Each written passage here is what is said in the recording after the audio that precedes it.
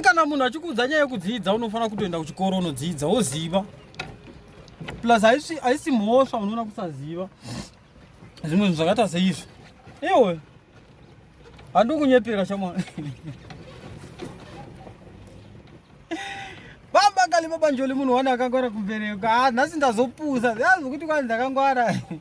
Ashani nozazva ndaida. Ndapinda murestaurant masikati ndichida kutsvagawo chikafu aona. Ndobva ndasvika pa ndichiti murestaurant ndinosvika pa unongozazi takadzozvira sadza zveisu. Saka ndichitozidai ndisadza kwani ndikati ne steak.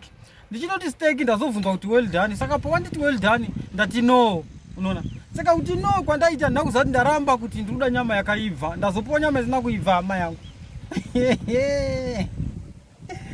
Baba njoli vapusa nhasi ndoda ndikuze.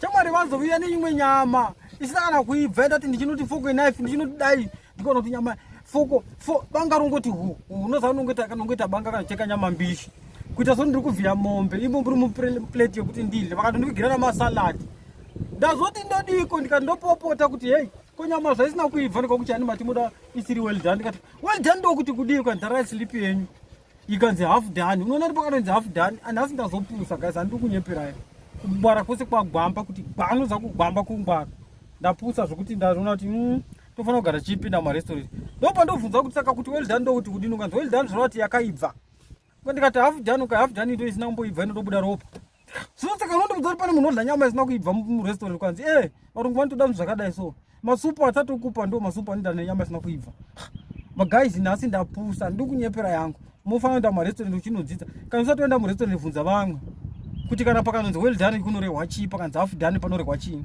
handidi kunyeperai ndapusa nhasi baba njoli vapusa kupusa kuita chigaba